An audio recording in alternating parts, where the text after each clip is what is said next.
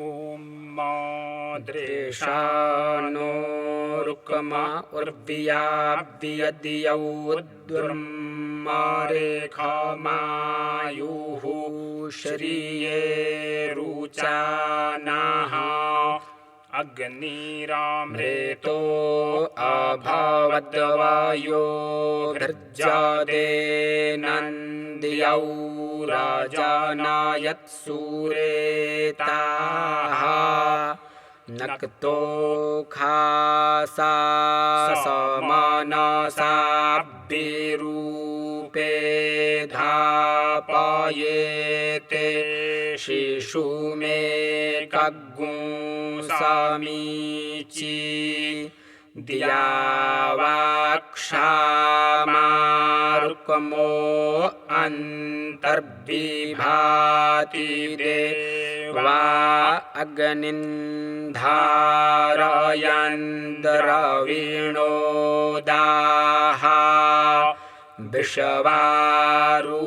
विश्वारूपाणि परातिमुञ्चते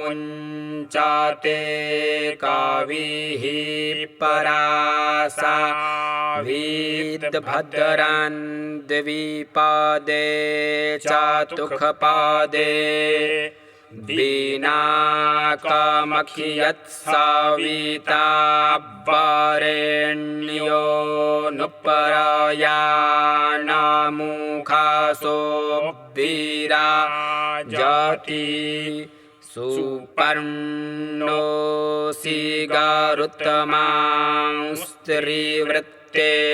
शिरोगा यतरञ्चक्षुर्बृहद्रथन्तरे पक्षौ स्तोम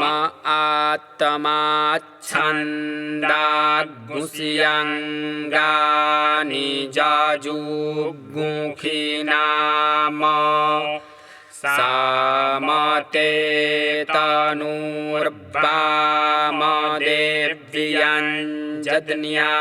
तनूर्वामदेव्यञ्जदन्यायदनीयं पुच्छन्धिष्ण्याः शफाः सुपर्णोऽसि गरुत्तमान् दिवं गच्छ सवः पत विष्णोः करामोऽसि सपत्नः गायत्रञ्छन्द आरो पृथिवीमानो विक्रामसव विष्णोः करामोऽसि याभिमातिहात्रैष्टुभं छन्द आरोहान्तरिक्षमानो विक्रामसव विष्णोः क्रामोऽसि यारातियातो हन्ता जागतं छन्द आरो दिवमानो विक्रामसव विष्णोः क्रामोऽसि शत्रुयातो हन्तानुष्टुभं छन्द आरोह दिशो नु विक्रामसव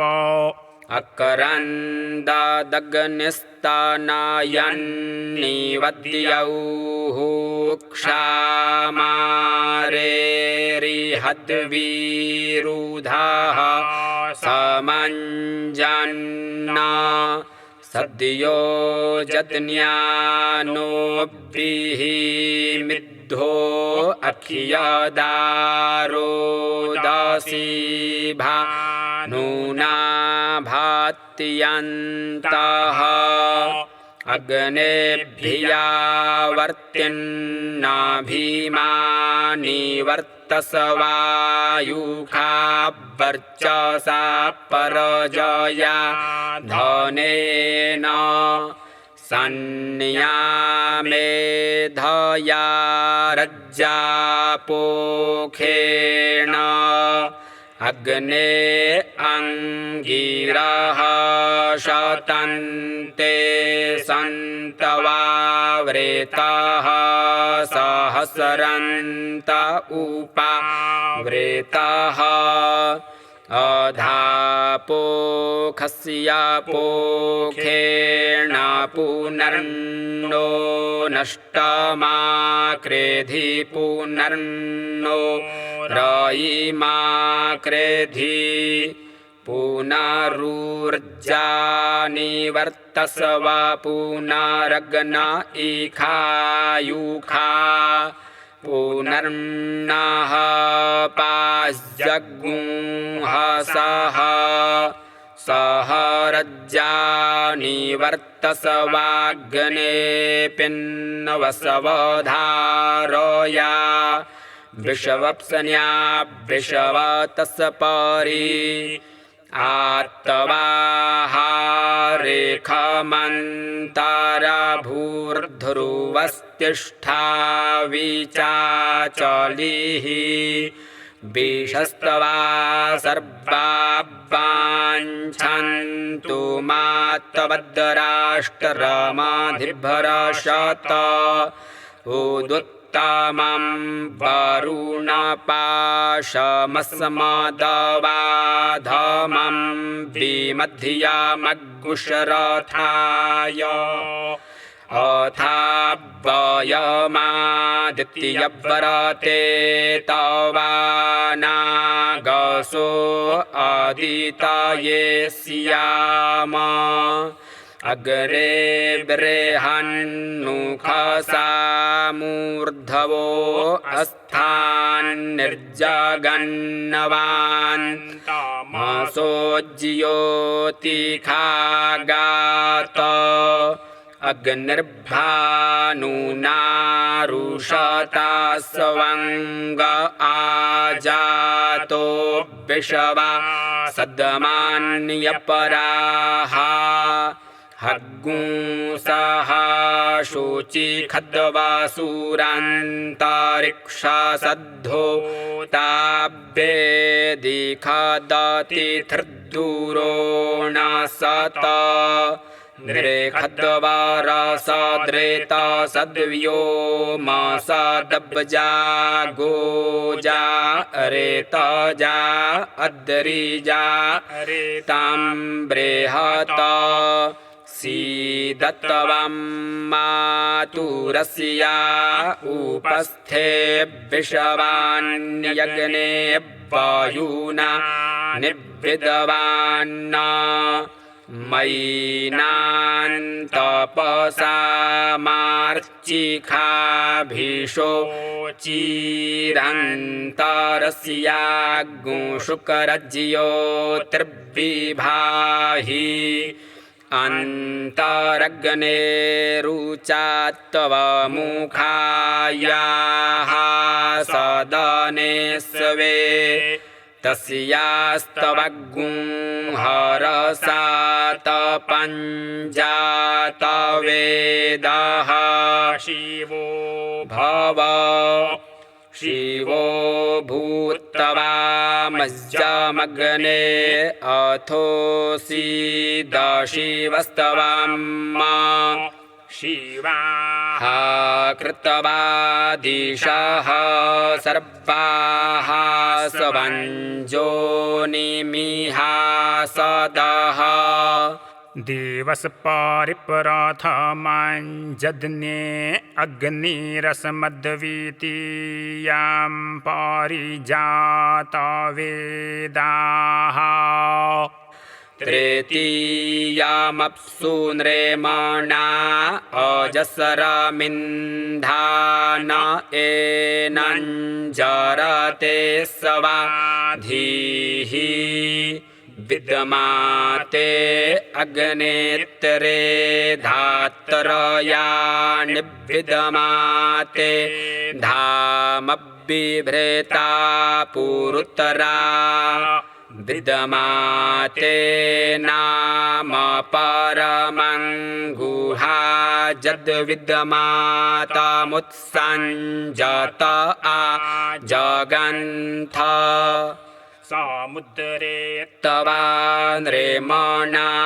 अप्सवन्तर्नृ चक्षा ईधे दिवो अग्ना ऊधन्न तृतीये तवा यजसि तस्थीवाग्गुंसमपामुपस्थे महिखा अवर्धन्ना अक्रन्ददग्निस्तानायन्निवद्यौः क्षामारे रिहद्विरुधः समञ्जन्ना सद्यो जज्ञानोभिः मिद्धो अख्यदारोदसी भानुना भात्यन्तः श्रीणामुदारो धारुणो रयीणां मणिखाणां परार्पणः सोमगोपाः वसुः सूनुः सहसो अप्सुराजा बिभात्यग्र उखसा मिधानः विषवस्य केतुर्भुवनस्य गर्भ आरोदसी अप्रेणाज्जायमानः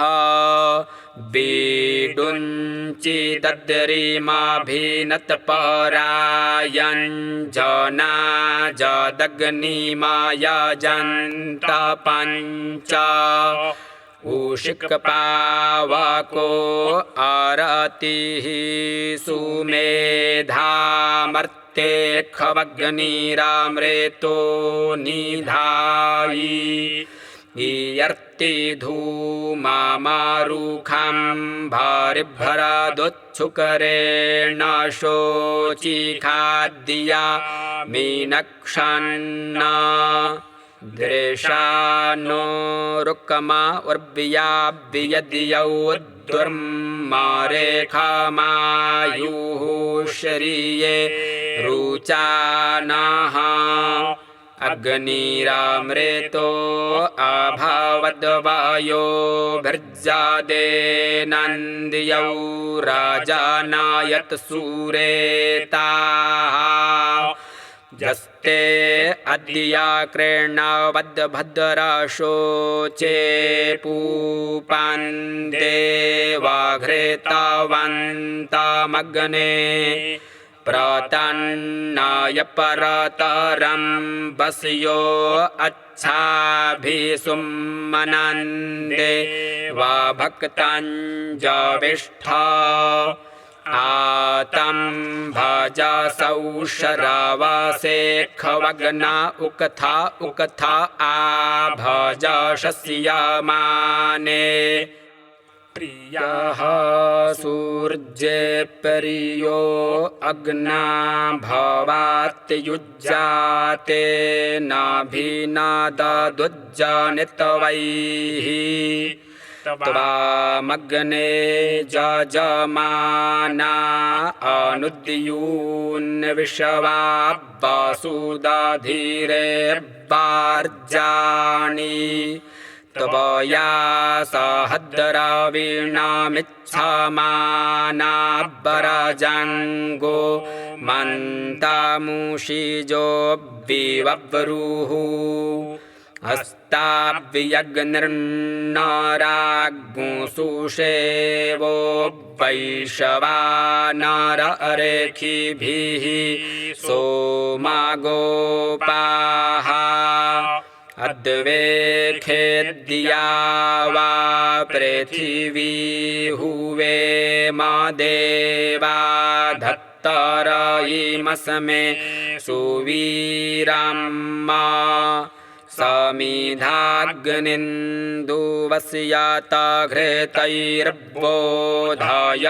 समिधाग्निन्दुवस्यातघृतैर्बोधयतातिथिं आस्मिन् हव्या जुहोतना उदुत्वा विषवे देवा अग्ने भरन्तु चित्तिभिः स नो भावा शिवस्तवग्गुं सुपरातीको विभावसुः प्रेदग्ने ज्योतिखमान्या हि शिवेभिरर्चिभिष्टवाम्मा बृहद्भिर्भानुभिर्भासन्नमा हि गुंसिस्तन्नवा परजाः अक्रन्ददग्निस्तानायन्निवद्यौः क्षामा रेरिहद्वीरुधाः समञ्जन्ना सद्यो जज्ञानोभिः मिद्धो अखियदारो दसी भानुना भात्यन्तः प्रप्रायामग्निर्भारतस्य शृण्वेर्भियत् सूर्यो न रोचते बृहद्भाः अभियाः पूर्वं प्रेतनासुतस्थौदीदा यदैव्यो अतिथिः शिवो नः आपो देवीः परतिगृभणीता भस्मै तत्स्योने कृणुध्वगुंसुरभा उलोके तस्मै नमन्ताञ्जनायः सुपत्नीर्माते वा पुत्रं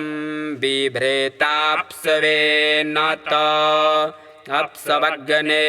साधिष्ठावसौखाधिरानुरुध्यसे गर्भे सञ्जायसे पुनः गर्भो अस्योखाधीनां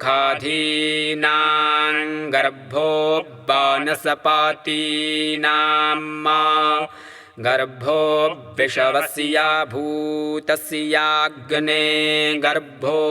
अपामसि प्रसद्या भस्मना जोनिमापश्च पृथिवीमग्ने सगुंसृज्य मातरेभिष्टवान् ज्योतिखमान् पुनरासदः पुनरासद्या सदनामापश्च पृथिवीमग्ने शेखे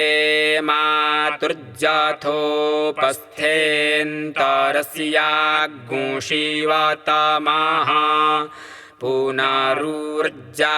निवर्तसवा पुनरग्न इखायुखा पुनर्नः पाश्जग्गुंहसः सह रज्जा निवर्तसवाग्ने पिन्वसवधारया विषवप्सन्या विषवतस्य परि बोधा मे अस्य पचासो जविष्ठमग्गुंहिष्ठस्य परभृतस्य स्वधावः पीयातितवो अनुतवो गृह्णाति बन्दारुष्टे तन्नवं वन्दे अग्ने सबोधिसूरिर्मघवा वसुपते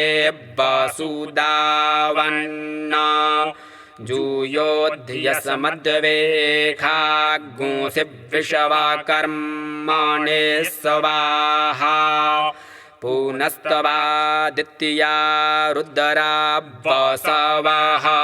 समिन्धतां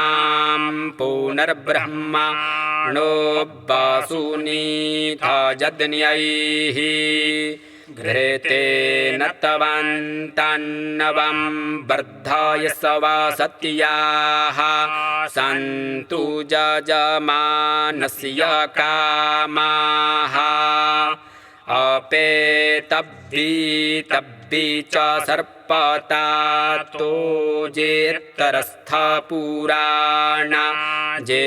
च नूतनाः अदाद्य अद्यामो वसानं पृथिव्या अकरण्यमं पितरो लोकमस्मै संज्ञानमसि कामधरणं मयि ते कामधरणं भूयात् अग्नेर्भस्मास्यग्नेः पुरीखमसि चितस्थ परिचित ऊर्ध्ववाचितः शरयध्वम् अयग्गुंसो अग्निर्जस्मिन् सोमामिन्दरः सुतं दधे जठरे वावशानः सहस्रियं वाजमत्यन्न सप्तिगुं ससवान्सन्नतस्तु यसे जातवेदः अग्ने ते दिविवर्चः पृथिव्यां जदोखाधिखवप्सवाय जतर जेनान्तरिक्षमुर्वात तन्थत्वेखाः सभानुरर्णवो नृचक्षाः अग्ने दिवो अर्णमच्छा जिगास्यच्छा देवां ऊचिखे धृष्ण्याजे जारोचने परस्तात् सूर्यस्य जाश्चावस्ता दुपतिष्ठन्त आपः पुरीख्यासो अग्नयः परावणेभिः सजोखसः जुखन्ताञ्जज्ञमद्रुहो नमीवा इखो महीः इडामग्ने पुरुदग्गुंसग्गुंसनिङ्गोः शशवत्तमग्गुं हवमानाय साध स्यान्नः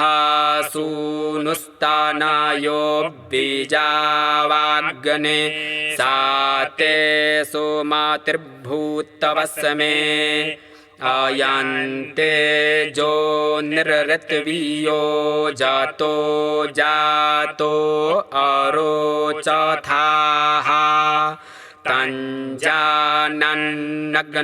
आरोहाथ नो वर्धयारयिम्मा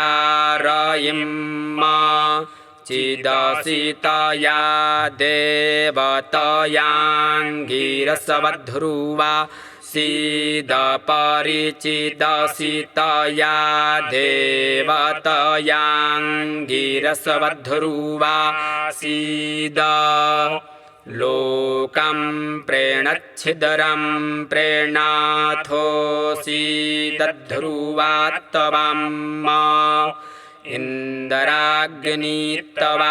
बृहस्पतिरस्मिन् यो न वसीखदन्न तस्य सुददोहसः सोमग्गुश्रीणन्ति प्रश्नायाः जन्मन् देवानां विषस्त्रिखवारोचने दिवाः इन्दरं विषवा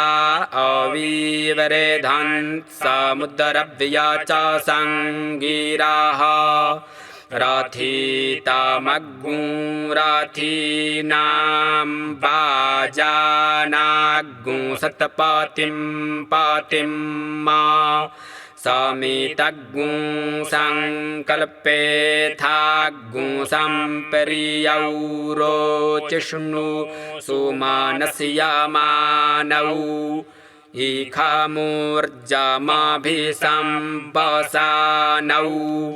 सम्पाम्मनाग्गुंसि सम्वरता समुचित्तान्याकरम् अग्ने पुरीख्याधिपा भवतवन्न इखामूर्जन् जजमानाय धेहि अग्ने तवं पुरीख्यो रयिमान् पुष्टिमां असि शिवाः कृत्वा दिशाः सर्वाः स्वञ्जो निमिहा सदः भवतन्नः समनसौ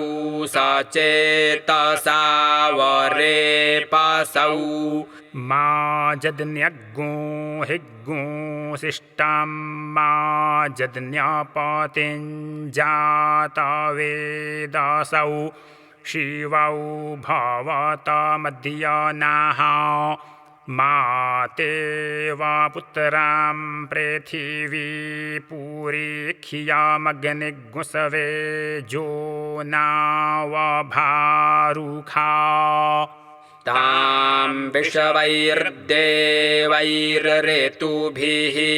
संविदानः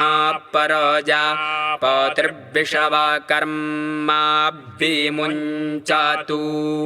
असुन्नवन्तमयजमानमिच्छस्तेन स्येति यामन्विहितस्करस्य अन्यामसमादिच्छसात इत्या नमो देवी निर्ऋते तुभ्यामस्तु नमः सुते निर्ऋते तिग्मते जो यस्मयं विश्रेता बन्धमेतम् जमेन त्वञ्जम्या संविदानोत्तमेनाके अधीरो हयैनम् जस्यास्ते घोर आसञ्जुहोम्येखां बन्धा नामवसर्जनाय जान्तवा जनो भूमिरेति परमन्दते नृरेतिन्तवाहं परिवेदविषवतः जन्ते देवी नृरेतिराबबन्धपाशङ्ग्रीवास्वविसृत्याम् तन्ते विख्याम्यायुखो न मध्यादथैतं पितुमध्यपरसूतः नमो भूत्यै जेदञ्चकार निवेशनः सङ्गमनो वसूनां विश्वा रूपाभिचष्टे शचीभिः देव इव सविता सत्या धर्मेन्द्रो न तस्थौ समरे पथीनाम् शिराजुञ्जन्ति कवयो जुगाभितन्वते पृथक् धीरा देवे खुसुम्नया जूनक्तशिराभियुगातानुध्वाङ्कृते जो नौ वपतेः बीजम् गिरा च सृष्टिः सभरा आसन्नो नेदीया इत्सृण्याः पक्वमेयात शुनग्गुं सुफालाभिकृखन्तु भूमिग्गुं शुनङ्कीनाशा अभियन्तु बाहैः शुनासीराः विखातोषमानासु पिप्पला ओखधीः कर्तनास्मे घृतेन सीता मधुना समज्यतां विषवैर्देवैरनुमता मरुद्भिः ऊर्जसवती पयसाप्यन्नवमानासमांसीते पयसाभ्या ववृत्सव लाङ्गलं पवीरवत्सुषेवग्गुं सोमापित्स्वरु तदुद्वपति गामविं परफर्व्यं च पीवरीं परस्था भद्रथवाहनं कामं कामदुघे दुक्ष्वमितराय वरुणाय च इन्द्रायाश्विभ्यां पूष्णे प्रजाभ्य ओषधीभ्यः विमुच्यध्वमघ्न्या देवयाना अगन्मतमसस्पारमस्य ज्योतिरापाम सजुरब्दो आयवोभिः सजुरुखा अरुणिभिः सजोखसावशविना दग्गुंसोभिः हुसूर एतशेन सजुर्वैश्वानर इडया घृतेन स्वाहा जा ओखधीः पूर्वा जाता देवेभ्यस्त्रियुगं पुरा मनैनु बभ्रूणामहग्गुंशतन्धामानि सप्त च शतम्बो अम्बधामानि सहस्रमुतवो रुहः अधाशतकरतवो जूयामिमं मे अगदं कृत ओखधीः परतिमो दध्वं पुखपावतीः परसुवारीः अश्वा इव सजित्तवारिर्विरुधः पारैष्णवः ओखधीरिति मातरस्तद्वो देवी रूपब्रूवे सनेयमश्वङ्गां वास आत्मानन्तवपूरुखा मशवत्थेवो निखदनं पर्णेवो वसतिकृता गोभाज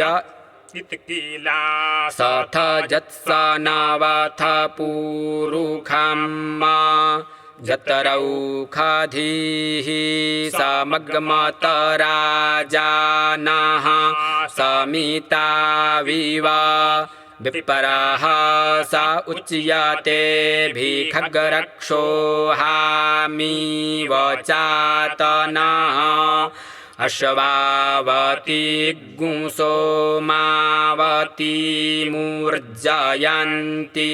मुदोजसम् आवित्सि सर्वा ओखधीरसमा अरिष्टतातये उच्छुखमा ओखधीनां गावो गोष्ठादिवे रते धनग्गुंसनिखियन्ती नामात्मानन्तवपूरुखा इखकृतिर्नामवो माताथो जूयगुस्थानिखकृतिः शिराः पतत्रीणि स्थनजदामयति निखकृथ अतिविश्वाः परिष्ठास्तेन इव व्रजमक्रमुः ओखाधीः पराचुच्या वर्जत किंच तन्नवो रापाः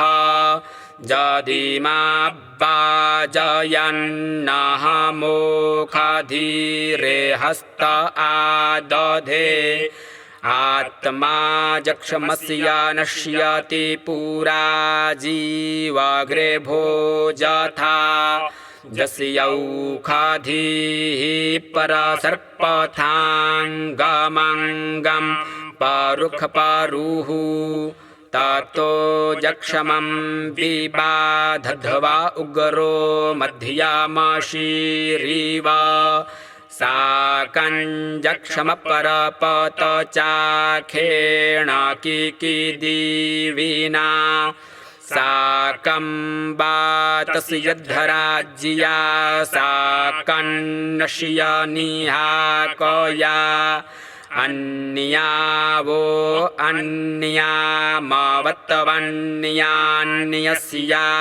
उपावत ताः सर्वाः संविदाना इदं मे परावता वचः जाहा फलिनिर्जा अफला अपुखपा जाश्च पुखपिणीः बृहस्पतिपरसूतास्तानो मुञ्चन्तवग्गुंहसः मुञ्चन्तु माशपथ्यादथो वरुण्यादूत अथो जमस्य पड्वीषात् सर्वसमाद्ये वकिलबिखात अवपतन्तीरावदन् दिवा ओखधयस परि जञ्जीवामश्नवामहै न सर्ख्याति पुरुखः जा ओखाधीः सोमराद्निर्बभिः शतविचक्षणाः तासामसित्तवमुत्तमारङ्कामाय शग्गुं हृदे जा ओखाधीः सोमराद्निर्विष्ठिताः पृथिवीमनु बृहस्पतिपरसूता अस्यै सन्दत्तवीर्यम् जाश्चेदमुपशृण्वन्ति जाश्च दूरं परागताः सर्वाः सङ्गत्यभिरुधोऽस्यै सन्दत्तवीर्यम् मावोरिखत्कनिता जसमयी चाहङ्खनामिवः द्वीपाच्च तुखपादसमाकग्गुं सर्वमस्तवनातुराम् ओखधयः समवदन्त सोमे न सह राज्ञा जसमयी कृणोति ब्राह्मणस्तग्गुं राजन् पारयामसि नाशयित्रीबला सस्यारेषस उपचितामसि अथो शतस्य जक्षमाणां पाकारो रसिनाशनी त्वाङ्गन्धर्वा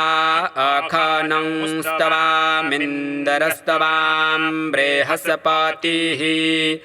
त्वामोखधे सोमो राजा विद्वान्यक्षमा दमुच्यत सहसवा मे अरातिः सहसवा प्रेतनायतः सहसवा सर्वं पापमानग्गुं सहमानास्योखधे दीर्घायुस्त ओखधे खनिता जस्मै चत्वा खनाम्यहम् अथोत्तवान् दीर्घायुर्भूत्वा शतवलेशाब्बीरो हतात तव मुत्तमास्यो खधे तव वृक्षा उपस्तयः उपस्तिरस्तु सोऽस्माकञ्जो अस्मां अभिदासति माहि गुंसिज्जनिता जह पृथिव्या जो वादिवगुंसत्या धर्माभ्या नट जश्चापश्चन्दराः प्रथमो जजा न कस्मै देवाय हविखाभिधेम अभ्यावर्तसव पृथिवी जदने न पयसा सह वपान्ते अग्निरिखितो अरोहत अग्ने जत्ते शुकरं जच्चन्दरं जत्पूतं जच्च जदनीयम् तद्देवेभ्यो भरामसि इखामूर्जमहमित आदम्रेतस्य योनिं महिखस्य धाराम गोखुब्बिषत्वातनुखुजहामि सेदिमनिराममिवाम् अग्ने तव शरवो